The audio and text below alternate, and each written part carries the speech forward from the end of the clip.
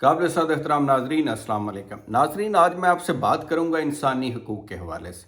इंसानी हकूक़ के हवाले से जब हम बात करते हैं तो आज क्योंकि ग्लोबल विलेज है, पूरी दुनिया बड़ी मुख्तसर हो गई है और यूनाइटेड नेशंस के नाम से आपने देखा कि तमाम अक़वाम जो हैं वो एक प्लेटफार्म के ऊपर बैठती हैं। ये एक तरह से असम्बली है, उनकी भी जर्नल असम्बली है, जैसे हमारी असम्बलियाँ होती हैं। तो जर्नल असम्बली के अंदर तमाम मालक की आलमोस्ट रिकग्निशन है।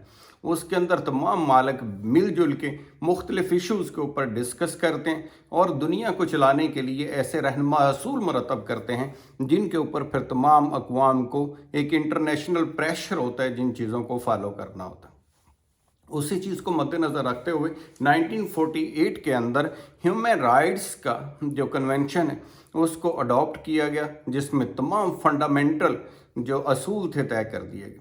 30 के करीब ह्यूमन राइट्स को उसके अंदर शामिल किया गया, जिसके अंदर हम देखते हैं जो बहुत ज़्यादा आपने दुनिया में चर्चा सुना होगा वो राइट ऑफ स्पीच और एक्सप्रेशन का होता है। और सेकंड जो फोर्स किया जाता है वो होता है कि स्लेवरी के असूल के ऊपर के जो फोर्स लेबर नहीं होनी चाहिए, यानी जबरी मशक्क़त जिसे हम कहते हैं। यहाँ अक्सर आप केसेस देखते हैं हाई कोर्ट, सुप्रीम कोर्ट्स के अंदर भी आते हैं कि लोगों को ख़ास तौर पर भट्टों के ऊपर और मज़दूरों को बांध करके या उनको पैसे के ज़रिए बांध लिया जाता है या वैसे फ़ोर्स के ज़रिए उनको मजबूर किया जाता है, उनसे जबरी लेबर ली जाती है। और मुख्तलिफ रिमोट एरियाज़ के अंदर भी ऐसे वाक़यात आप देखते हैं सामने आते हैं। तो इसको दुनिया के अंदर इसके ऊपर बड़ा ज़ोर है कि किसी से जबरी मशक्क़त नहीं ली जानी चाहिए। इसी तरह से बेशुमार और भी राइट्स हैं जिनके ऊपर बुनियादी हकूक़ के जो हमने चैप्टर बनाया पाकिस्तान के अंदर, जो कॉन्स्टिट्यूशन ऑफ पाकिस्तान 1973 का, उसके अंदर जो चैप्टर 2 में जितने भी हमने बुनियादी हकूक़ रखे हैं ये उसी से मुतासर हैं जो कि इंटरनेशनली रिकग्नाइज्ड हैं 1948 के कन्वेंशन से। इसी तरह से जब हम देखते हैं, बात करते हैं, तो उसके अंदर ये देखने वाली चीज़ है कि बुनियादी तौर पर इन तमाम चीज़ों की इम्प्लीमेंटेशन की बहुत ज़्यादा ज़रूरत है। हमने भी पाकिस्तान के अंदर जब हम देखते हैं सारी चीज़ों के बारे में, पूरी अक़वाम ने पूरी कौम ने जो है एक मैंडेट दिया हमारे पार्लियामेंटेरियंस को, उन्होंने आइन बना दिया। बुनियादी तौर पर आइन जो है वो एक ऐसी दस्तावेज़ है जो एक कॉन्ट्रैक्ट है आवाम का अपने नुमाइंदगान के साथ, गवर्नमेंट के साथ। और हमारे नुमाइंदगान ने ही एक डॉक्यूमेंट तैयार किया जिसके ऊपर ये सेटल हुआ कि मुल्क को कैसे चलाना है, रूल कैसे करेंगे, गवर्न कैसे करेंगे, इसको क्या असूल होंगे जिनके ऊपर तमाम लोग कारबंद रह के इसको आगे लेके चलेंगे। बुनियादी तौर पर आपने देखा पहला जो आइन बना था 1956 का, उसके बाद 1973 में ये मुतफ़क्का आइन बना और उसके बाद आज तक मुख्तलिफ इसके ऊपर मराहल आए, कभी इसके अंदर तत्तल भी आया। अब देखना यह है कि आज की तारीख के अंदर इतने साल गुजरने के बाद भी क्या हम उसके ऊपर अमल करने में कामयाब हो सकें, क्या उसका जो बुनियादी तौर पर ये जो आवाम का एग्रीमेंट है, क्या हुक्मरान जो हैं वो उसके ऊपर उसी तरह से आवाम के साथ अपने एग्रीमेंट को पूरा कर रहे हैं, क्या वो तमाम फैसिलिटीज़ या वो राइट्स जिनका तस्करा है वो आवाम को दिए जा रहे हैं। तो अमली तौर पर ऐसा नज़र नहीं आता। बदकिस्मती से जब हम यहाँ देख रहे हैं आजकल पाकिस्तान के अंदर जो सिचुएशन चल रही है, तो उसके अंदर मुआशी अदम इस्तेहकाम है, जिसके अंदर आप देख रहे हैं कि अवाम के ऊपर बेचार टैक्सेस लगा दिए गए हैं। और दूसरी तरफ अगर हम हुक्मरान तबके को देखें तो उसके ऊपर कोई असर नहीं है। जिसका जी चाहता है वो जितने मर्जी पैसे को लूट के वो बाहर के मुल्कों में शिफ्ट कर देता है। कोई चेक एंड बैलेंस का बिल्कुल भी एक तरह से निज़ाम जो होना चाहिए वो नहीं है। और हुक्मरानों को एक तरह से खुली छुट्टी है कि वो जो मर्ज़ी चाहें, जिसकी बात पसंद ना आए उसे पकड़ के जेल में डाल दें। एक ही वकूए के ऊपर कई पर्चे काट दिए जाते हैं और लोगों को पूरे पाकिस्तान के चक्कर लगवाए जाते हैं। अब इस तरह की जब वायलेशंस होंगी तो उसके असरात क्या होंगे? उसके असरात ये होंगे कि लोगों का कॉन्फिडेंस जो है वो हुकूमत के ऊपर ख़त्म हो जाएगा।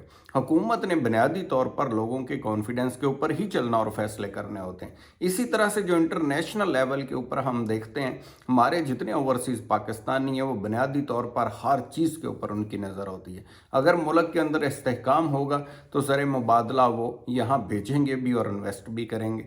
लेकिन अगर हमारे हालात यहाँ इस किस्म के होंगे کہ لوگ ایک دوسرے کے ساتھ جو ہے وہ اس طرح کی چپکلش کے اندر ہوں گے، یا عدم استحکام دیکھیں گے، یا فنینشیل انسٹیبلٹی دیکھیں گے، معاشی عدم استحکام کو دیکھیں گے، ان تمام چیزوں کو دیکھیں گے تو کوئی بھی ہمارے اوپر اس طرح سے رلائی نہیں کرے گا۔ انویسٹر کبھی بھی اپنا پیسہ ایسی جگہ کے اوپر لگانا پسند نہیں کرتا جہاں وہ اس کو محفوظ نہیں سمجھتا۔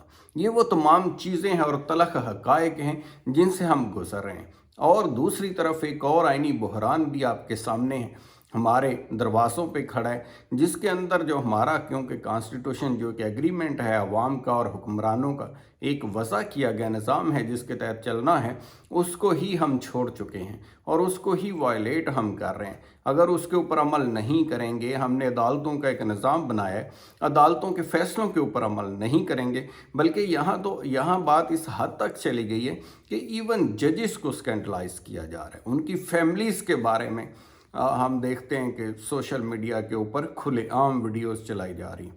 اس میں بہت سارے ایسے لوگ بھی شامل ہیں جو باہر بیٹھے ہوئے ہیں اور وہ سمجھتے ہیں ان کے اوپر کوئی لا اپلیکیبل نہیں ہے اور وہ مبرا ہیں تمام لائبلٹیز سے۔ بنیادی طور پر جہاں ہم اپنے رائٹس کی بات کرتے ہیں اسی کے اوپر لائبلٹیز بھی آتی ہیں۔ ہمارا رائٹ ٹھیک ہے، رائٹ آف سپیچ ہے، رائٹ آف ایکسپریشن ہے، لیکن یہ رائٹ یہ کسی کو حق نہیں دیتا کہ آپ دوسروں کے بارے میں کیچڑ اچھالیں، ان کو بدنام کریں، یا ہماری جو جوڈیشری ایک ایسا ادارہ ہے جس نے تمام فیصلے کسی بھی ڈسپیوٹ، لڑائی یا جس کے اوپر بھی کنفلکٹ پیدا ہوگا تو لوگوں نے اپنا کیس جو ہے وہ عدالت کے اندر لے کے جانا ہے۔ عدالت کے فیصلے کو حتمی جو ہے حیثیت حاصل ہوتی ہے۔ اگر ہم ان کے اوپر عمل نہیں کریں گے اور ان کو سپورٹ نہیں دیں گے تو دیکھیں عدالت کے پاس کوئی ایسی فورس نہیں ہے، نہ انہوں نے اپنی کوئی پولیس رکھی ہوئی ہے الگ سے یا باقی چیزیں ہیں۔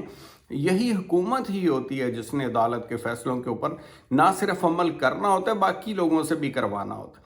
اگر وہ خود ہی عمل نہیں کرے گی تو بنیادی طور پر تمام سارے نظام سے لوگوں کا اعتماد اٹھ جائے گا اور انٹرنیشنل دنیا کا ہمارے اوپر سے اعتماد اٹھ جائے گا۔ وہ ہمارے بارے میں یہ سوچنے پر مجبور ہو جائیں گے کہ یہ کس طرح کے لوگ ہیں جو کسی قانون کو نہیں مانتے، کسی قاعدے کو نہیں مانتے، اپنے ہی وضع کردہ اصولوں کو نہیں مانتے اور عوام کے ساتھ کیے گئے پرومس کو نہیں مانتے۔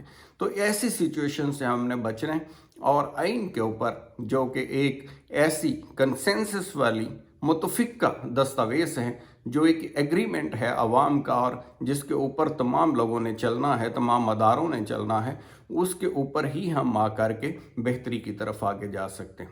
تو امید ہے آج کی معلوماتی ویڈیو آپ کو پسند آئی ہوگی۔ اپنا خیال رکھیے گا۔ تھینک یو سو مچ۔ خدا حافظ۔